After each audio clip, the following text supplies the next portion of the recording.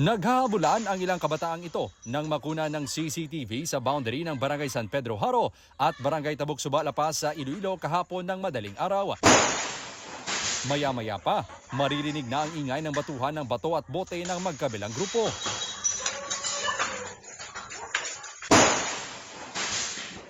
Nagasinggi danay.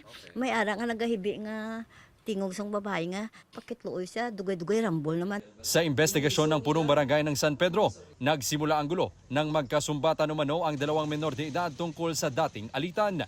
Lumaki raw ito nang makisali na ang mga kasamahan ng magkabilang grupo. Guluang iban, kay kita nila may armas, pilit gun. Pinangtaya, Tinatayang nasa 10 mga menor de edad ang sangkot sa kaguluhan base sa investigasyon ng pulisya.